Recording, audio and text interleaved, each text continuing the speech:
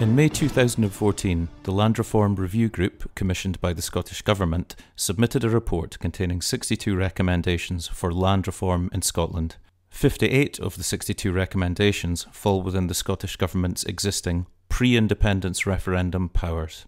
To find out more about land reform and the Review Group's recommendations, we spoke with Andy Wightman, author of The Poor Had No Lawyers, Hugh Raven, Managing Director of the Ardtornish Estate in Morvern, and Eilidh, solicitor at Inksters Solicitors. I started by asking Andy Wightman what the phrase land reform means to him. Well, to me, land reform means changing the relationship between land and people. In short, basically changing the legal, the political, the fiscal arrangements that govern the relationship between people and land. And can you please provide an overview of the Land Reform Review Group's report? It's pretty comprehensive. It covers the whole of land in Scotland, urban, rural, marine. It goes into some detail and has 62 recommendations for action, all of which, in my view anyway, are pretty common sense and uncontroversial. Of course, the landed class have been very anxious about this. They think it's not good at all, an attack on their rights and all the rest of it. Part of the debate we're having really is simply a reflection that we haven't had an ongoing discussion about land reform over the decades. You know, this is still all unfinished business. Hence, you've got vested interests who still don't recognise the fact that land should be held for the common good of the people of Scotland. And it's no coincidence that the report's called The Land of Scotland and the Common Good. This idea that, you know, we have a finite land resource, it's for the common good of all the people, therefore let's work out how we're going to structure the relationships of that land such that it delivers for the common good in the public interest.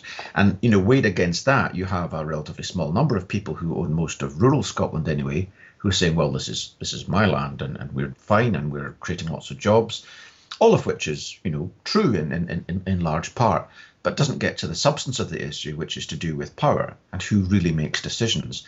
So, I mean, this report could set the agenda for an ongoing programme of land reform over the next 5-10 years that genuinely and truly recalibrates that relationship and redistributes power. It's easily forgotten that land reform is as important to urban areas as it is to rural ones. However, rural areas retain a focus as that's where the effects of the unreformed land holding system are most obvious, particularly underpopulated Highland estates. I asked Hugh Raven, Ardtornish Estate Managing Director, whether he thought there was any need for land reform at all. I think there is a feeling in Scotland that land is an issue that remains to be debated and addressed. So I think from a democratic point of view, I don't think there's any doubt that there's a very vigorous debate about land reform. It gives rise to a number of questions, all of which we'll all have our own opinions on, about distribution of wealth and access to natural resources, which I think makes it a perfectly legitimate subject for debate. So do I think there's a need for land reform? I think in some respects there is, yes. The question is, can we move to a more benign system of land management that is avowedly in the public interest without throwing babies out with bathwater? And that's perhaps the detail of the conversation that we need to get into. To what extent do you think the pattern of large Highland estates is consistent with the public interest? I think it can be. I also would be very interested to know whether the statistics that one sees are actually founded in fact. I'm not saying that they're not, but you often see it said that Scotland is a country with the most uneven land ownership distribution in Europe or the world. I've never seen that authoritatively backed up. Now, it may be true, but I don't know whether it's the case. It's certainly the case that the pattern of land ownership in Scotland is very traditional. And what's happening elsewhere in the economy, as we all know, is that wealth is aggregating in the hands of a smaller group than historically. In other words, the distribution of wealth is uneven and more so than it was when I was a child, certainly. And the distribution of land ownership is also very uneven. The debate is about whether that's in the public interest, and I think it can be in the public interest. And the question is, can the land reform debate make it more so? I think the land reform debate is also, it does well to consider the multiplicity of land ownership in Scotland, which is a complicated way of saying that there are many different types of landowner, and it's by no means only private estates that need to be examined in this context. And as you and I both know, over the course of the last decade, the biggest single change probably has been the increase in community ownership. And so far that seems to be a thoroughly good thing, but let's wait and see how that develops over time as well. Have you had an opportunity to read the Land Reform Review Group report? I haven't read it all because, as you'll know, it's a couple of hundred pages, but I've read bits of it, and I shall be studying it in more detail in the coming week. Just on a kind of general level, in respect of the bits you've read so far, what did you think of it? I thought it was very balanced and very measured, and I think that it will certainly enable and engender an interesting debate about the future of land ownership in Scotland. I thought perhaps in some respects actually it was possibly a little bit timid, because it recommended more work here, there and everywhere. So there was lots of more work needing done, and it did very helpfully signpost those areas that needed more work. But so far as I could see, at least, it didn't come up with any really hard recommendations about change that was needed immediately, and perhaps that's a good thing. But I would just comment that I thought maybe it would have a little more definitude than in fact it has. Can you give me any examples? Well, I would say if you look at all the recommendations, they seem, well, I should caveat this by saying, as I say, I've read bits but not all, but the recommendations seem to be couched mainly in terms of requiring more work, and in that respect, perhaps the best example is the one that's caught most people's eye, which is recommending the establishment of the Commission. And that of itself may well be a very good thing. It seems to have been well received, but the commission, establishing a commission, changes nothing.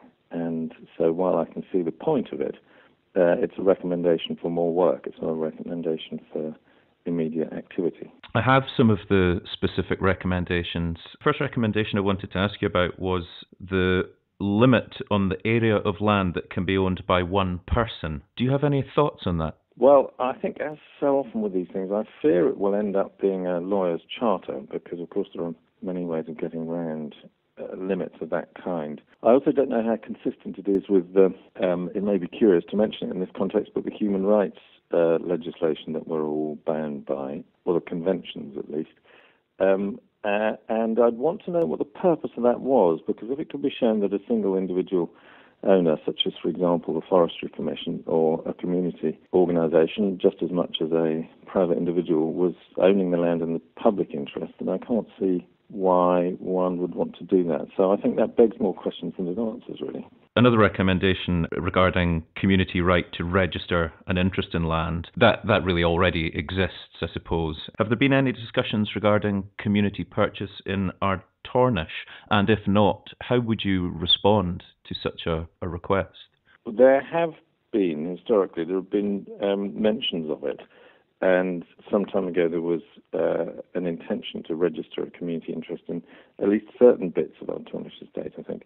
And in the end that didn't happen. And the reason I say it didn't happen is because we would have been notified of it both by the local community and, as you know, under the process that exists, there's a requirement to notify the organisation owning the land. And I would certainly be interested in discussions locally if there were key land assets that are arresting or retarding the development of the local community and the local economy, in how we could make those available, whether that's by transfer of ownership or lease is a moot point, but one would need to look at each on its individual merits. And locally there are some key land assets that Ardtornish owns that are at the disposal of the local community. So one would hope to find a route through that was beneficial to all parties. But that, I'm perhaps getting slightly off the subject, the point being the registration of an interest. I mean, it seems to me that that's an entirely benign process, and the communities concerned that need to have a way of expressing an interest in pieces of land that they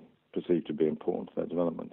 Another recommendation was the registration of all titles in Scotland, and I think you were suggesting earlier it's not necessarily provable, some of the statistics that are bandied around. Would you register all your titles in the land register, say on a voluntary registration basis? I can't see any argument against that. So the answer to that will be yes.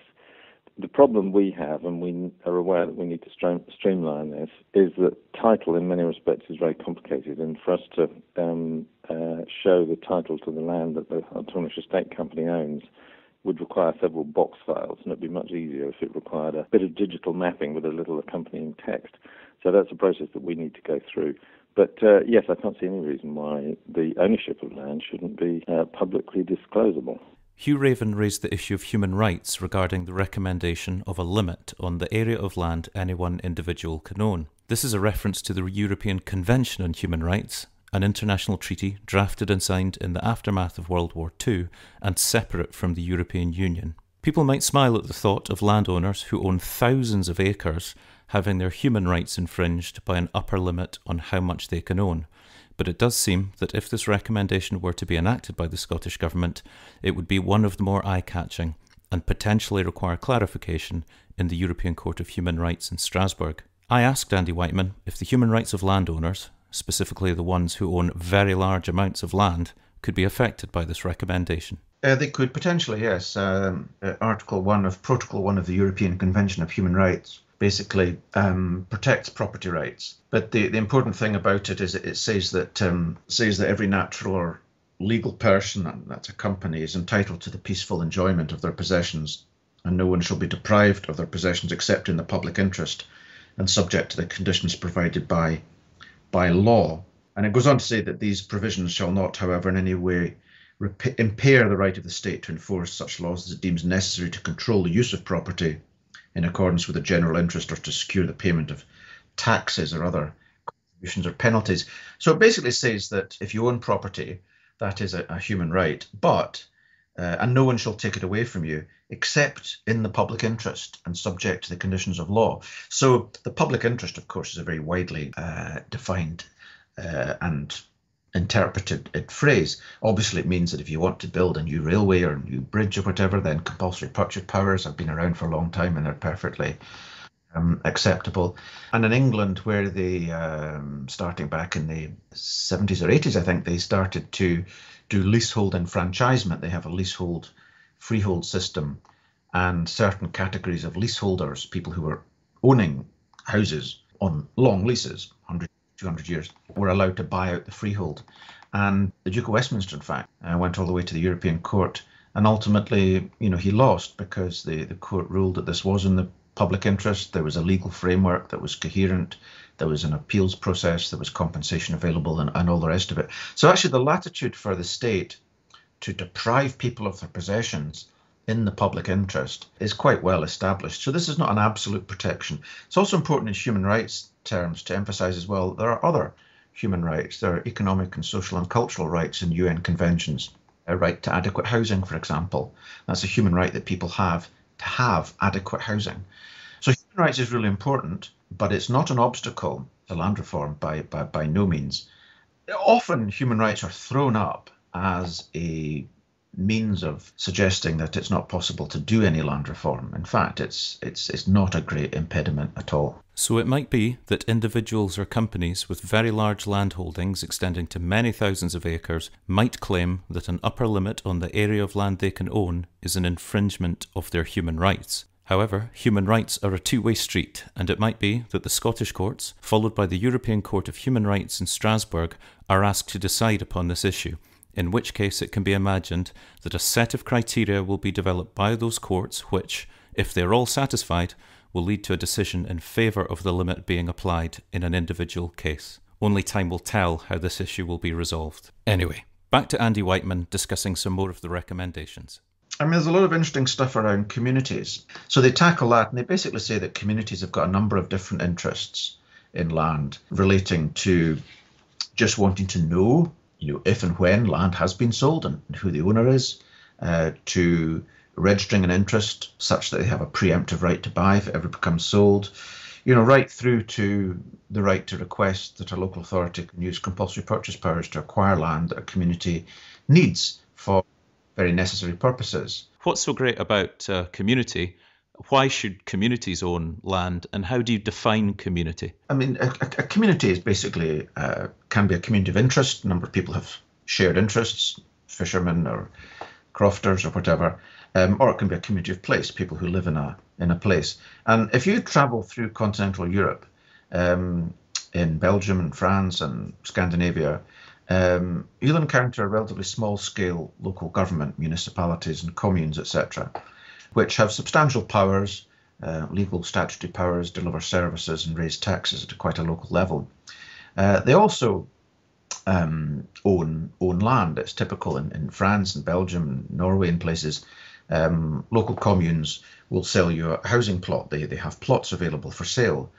So actually, in most of continental Europe, communities have been defined in statutory terms for a long time as a very local form of local government. We have 32 local authorities in Scotland, but they're the biggest in Europe. They cover the largest areas and the greatest numbers of people. So a typical commune or municipality in continental Europe is 5 to 10, 12,000 people.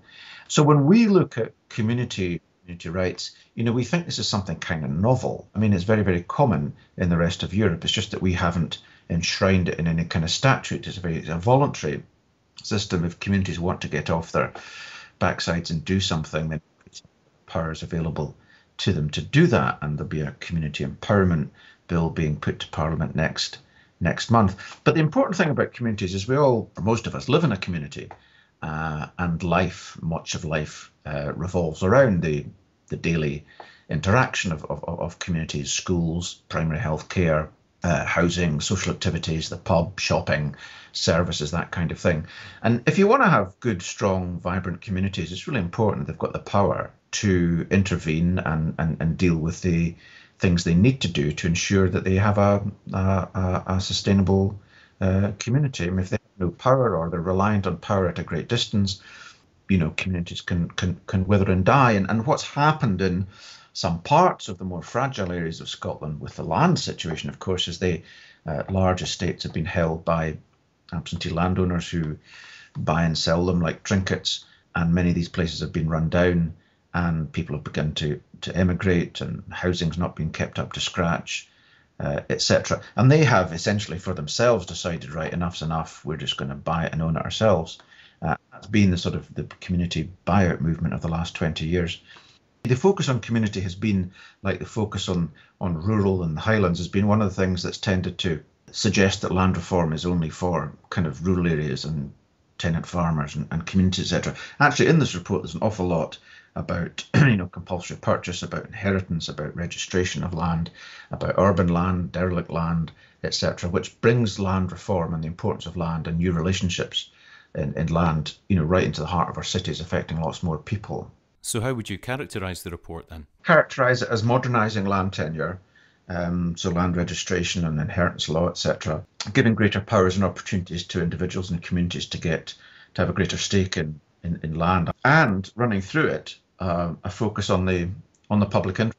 What is the public interest in land and how it should be used, and using that essentially as the yardstick for developing policy. So, for example, on wild animals, on deer and hunting, for example, they're a public resource. They're not privately owned. They're wild animals. And yet, traditionally, they've been managed by private interests. So argues that should be managed like any other common resource, public resource, in the public interest. And that may mean that traditional hunting estates, have to change. So the public interest is a strong theme running through all of this. And ultimately, all these recommendations are about making sure that we use land in Scotland, in the interests of all the people in Scotland, and not exclusively or not in any kind of priority for those who are lucky enough, fortunate enough to own it in the first place. There's a recommendation to accelerate the process of registering titles in the land register.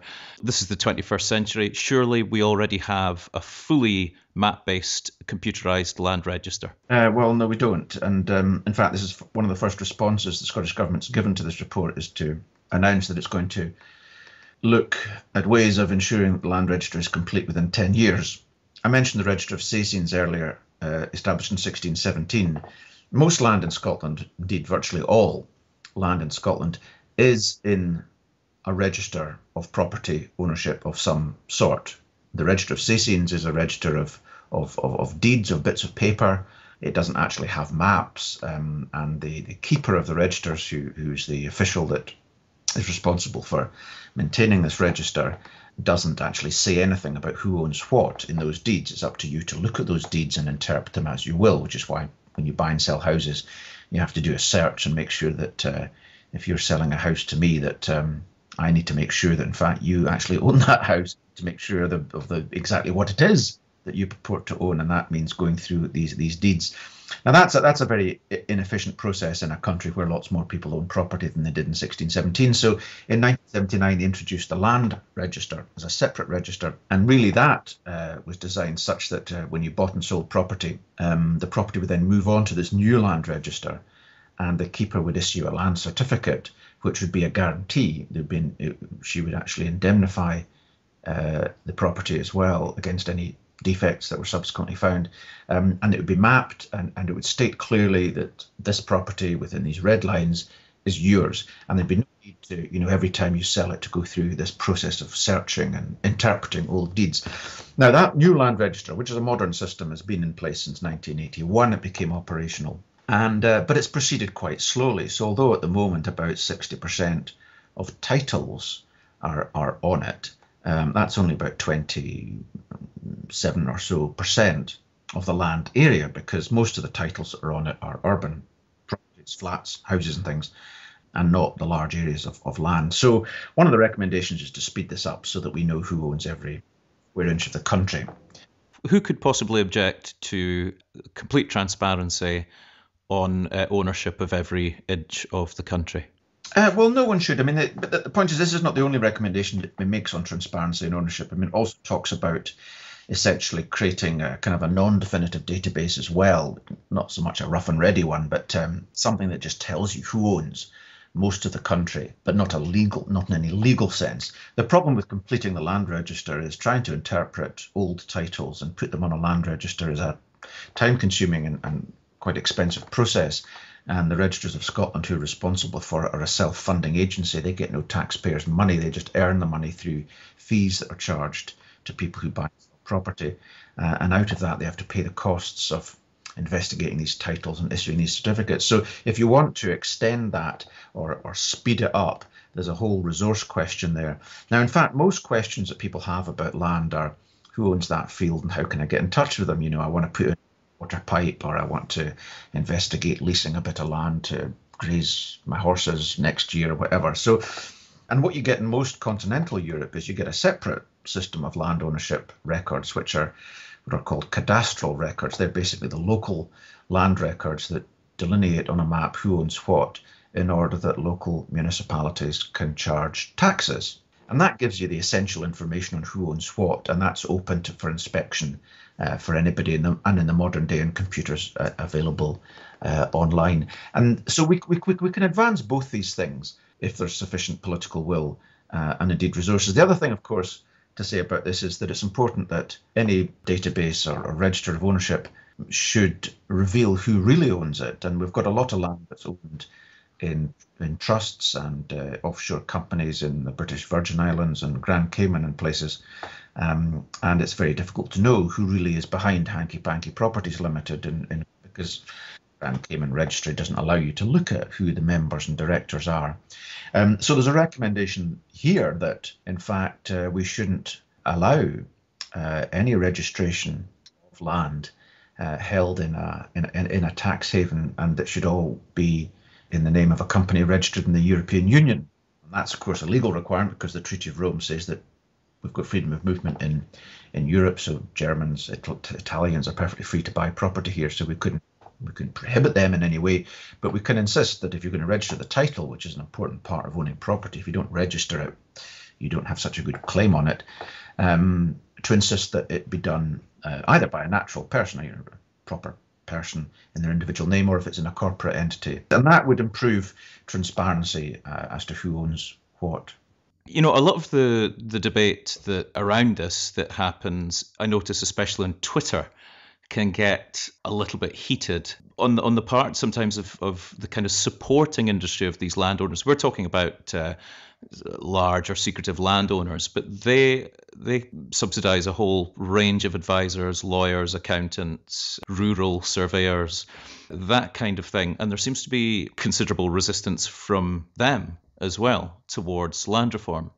Yes, there's a lot of ingrained conservatism, and there's a lot of basically defence of existing elites and power structures. I mean, none of that's terribly surprising because most elites don't like their power to be challenged, and the kind of agencies you're talking about, lawyers and state agents and surveyors and people, of course they earn their living from servicing the needs of these elites, so they feel threatened as well.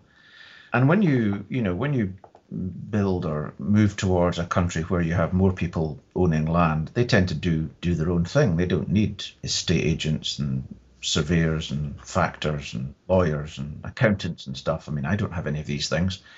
I just do my own accounts and and all the rest of it. So yes, they feel threatened. And in fact, some of the rhetoric is a little bit overblown. Again, it's a measure of the fact that this debate is still quite immature. And, for decades it's been suppressed, these issues. But, the landowners' press release last week said the report appears to be based on a bias against private land ownership. That is not. I mean, the first element of the remit is to increase the number of people with a stake in land. That means that you want more private owners. But of course, what they're really saying is that it appears to be biased against their members, the people who currently own it. So there's a lot of really, really interesting politics and a lot of interesting kind of cultural baggage out there. And you're right. I mean, the debate can be quite heated because this arouses strong passions amongst people. I think what's important about this report, though, is it gives it sets a new agenda for moving forward, where we can have hopefully a sort of rational discussion as to how to implement some of these recommendations. And frankly, if there is political support, broadly speaking, for these recommendations, then they will happen. Do you think there is political support? Well, the Scottish Government has said that it's broadly happy with what it calls the direction of travel, which, it should be. It set the remit. So I think we now have crossed a bit of a threshold in the sense that there is a consensus that we need a fairer, more equitable distribution of land. Should be more transparent, more accountable, and land relations in total should be structured in such a way that they deliver for the public interest. So this is quite a groundbreaking report because it goes into what I call the archaeology, the kind of plumbing of the underlying principles. And I think most politicians, once they have the chance to digest this, will broadly support it. Then it's a question of arguing about the detail and how many of these recommendations are implemented. And that's where it gets difficult, and that's where you require quite a bit of political resolve because, reforms of this nature can be quite easily derailed. But there's going to have to be pressure brought to bear on Parliament and government to maintain focus on this topic. And it's interesting that the last recommendation, in fact, talks about setting up a Scottish Land and Property Commission, which would have responsibility for monitoring the system, governing the ownership and management of land and keeping it all under review. And that's quite important because, the first tranche of land reform in the first Parliament, 1999 to 2003, was quite comprehensive. But the report that preceded that Lord Sewell chaired, he said that it's important to recognise that these reforms are not the last word, and this is an ongoing process. So it's important not to drop the ball on this and to keep it under review so that we don't end up in future with a situation where we have, relationships and structures that really aren't working. There's a number of things that this report doesn't touch on. Last year I was involved with quite a lot of people in trying to open up membership of charities that own land, the Applecross Trust, the Isle of Bute, Mount Stewart Trust. These were charities that were set up by the Marquis of Bute and the Wills tobacco family, retain control over these estates, but within a charity which their family members run. So we 100 of us applied for membership of these. Of course, they rejected it. But in my view, it's not acceptable that 89% of the Isle of Bute is owned by a charity that no one in Bute can join. So that's not addressed. There's a lot of other things that aren't addressed, and that's why having some kind of standing commission that can keep an eye on these things and monitor and issue an annual report, commission bits of research, keep this in the public eye and keep this on the public agenda, it's probably one of the most important recommendations in the whole report. If you were a gambling man, To what extent do you see these recommendations being implemented, and how, in what sort of timescale? Well, I think it'll take time. I mean, as I say, this is a topic that has been around for a long time, not dealt with. Some of these are quite fundamental, difficult issues, so none of this will happen quickly. But certainly there's no reason that I can see why all of these recommendations should not be implemented within a decade. I mean, a decade can appear quite a long time. It's actually quite a short time in legislative sense. I mean, about half of these recommendations require legislation, and that, takes, 18 to 2 years to get through Parliament, and requires quite a bit of discussion beforehand. But certainly, I would be looking at a decade. There's really no reason why that shouldn't happen. And I think from the feedback I have, from the discussion I've had with politicians, the Conservatives are resistant, and they've always been resistant, and that's fine and fair enough. But the Labour Party, the SNP and the Greens all came out basically supporting the thrust of these recommendations. Interestingly enough, the one party that hasn't said anything to date are the Scottish Liberal Democrats. Yeah, so I mean, I'm quite confident. Finally, if there's one system of land tenure in Scotland that's already been heavily legislated for, it's crofting, but the results are confusing and difficult to understand. The Land Reform Report recommends the development of a modern statutory framework for crofting. I asked Eilidh Ross of Inksters Solicitors to explain what this might mean. First of all, though, I asked her why we have crofting tenure at all. If crofting tenure was created as a reaction to 19th century injustices and things that happened, why do we still persist with crofting tenure in the 21st century? The modern rationale for it seems to be population retention. That seems to be what it's all about. It's generally accepted, I think, now that crofting law has assisted communities in, I hate to use the word remote because everywhere, I mean, London is remote from Skye as Skye is remote from London, but certainly remote communities to most people in the country are the crofting counties, and there's no doubt, I don't think, that the crofting legal system, agricultural system, has assisted communities and families to stay in those areas, and really, that is the modern day rationale for it. I mean, as a crofter, you get advantages, and you get financial assistance to build a house and to put up agricultural buildings and to fence your croft and to reseed it and to drain it, etc., etc. And in exchange for those benefits, you have regulated land. It's not the same as having non-croft land. There are controls over what you're allowed to do with it, and that's the balance of it, I suppose. That's really the way that the system is operated.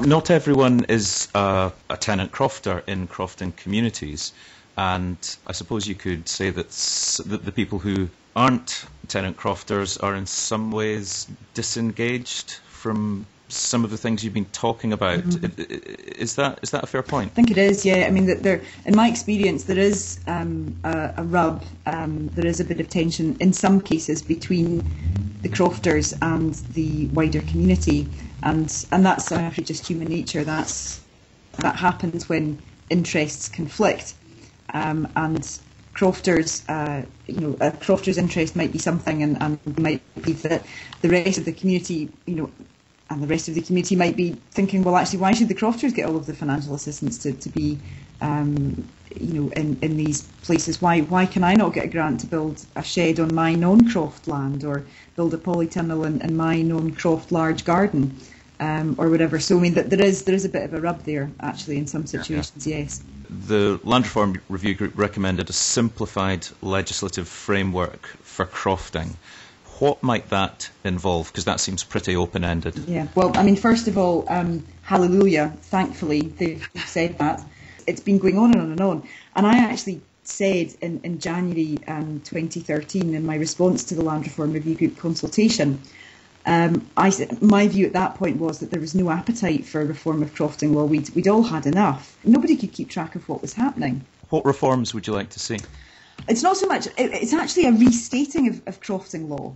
But the call at the moment is to say, OK, well, if this is what you want to do with crofting law, if this is the purpose of it, the current legislative framework fails in almost countless ways. It is a mess. It's a shambles. And if you want the Acts to do what they're supposed to do, you're going to need to restate them and restate them properly and simplify them in bits, but not change the actual character of it, but just tidy it up. What things need tidied up or restated? Okay, I mean, the big one really to my mind, and the one that is causing most problems for people, people buying and selling crofts, is the definition of owner-occupier crofter, and it's a huge issue. Until 1976, you only had one type of crofter. He was a tenant crofter, and a crofter was defined, still is, as the tenant of a croft. In 1976, the law, as is well documented, allowed crofters the right to purchase their croft land in almost all circumstances, not quite all, but almost all circumstances. A crofter was no longer a tenant because he had bought his landlord's interest, so you can't be a landlord and a tenant. So what was this new crofter? Now, for years, really, since 1976, in fact, a crofter in such circumstances has been referred to as an owner-occupier, but that term was never defined in law. Unfortunately, the definition that has found its way into the Act, by virtue of the 2010 Crofting Reform Act, it discounts many people. It says that in order to be an owner-occupier crofter, you have to own a croft. Now, that means if you only own 90% of a croft, which means that you only own part of a croft, you cannot be an owner-occupier crofter. You know, if you imagine a croft as a set entity and the boundaries of that entity can only alter by resumption or decrofting, and if as a crofter I only buy 90% of that ground, there's a little corner that I think doesn't matter, or I've sold it off to somebody else in the intervening period and I haven't decrofted or resumed it first, that means that I can never be an owner-occupier crofter. It means that you are neither fish nor fowl. You've taken yourself out of the category of being a tenant crofter, but you haven't managed to put yourself into the category of being an owner-occupier crofter as now defined. And what's happening there is that you've had people, and I've had countless conveyancing transactions which should have been perfectly straightforward, but actually what's happened is that the seller have found out during the conveyancing process, or I found out actually, whether I'm acting for the buyers or the sellers, you look at the title deeds and you see actually that there has been ground conveyed off in the past without having been decrofted beforehand, and then you're faced with imparting the fairly bad news that in fact they're not owner-occupier crofters. The other specific problem with the definition of owner-occupier crofters, and it has many manifestations, but these are just two, is that since 2007 it's been possible to create new crofts, but if you create a new croft, you cannot fulfil the definition of owner-occupier crofter if you have a new croft. You've got to do a sort of very convoluted process of buying it and then reletting it and etc. etc. You've got to go around all the houses in order to artificially create this definition that you can fit yourself into. So on the one hand, the 2007 Act allowed new crofters in, but the 2010 Act said, well, actually, yes, but you're not really going to be a proper crofter. You're going to be this neither fish nor fowl thing.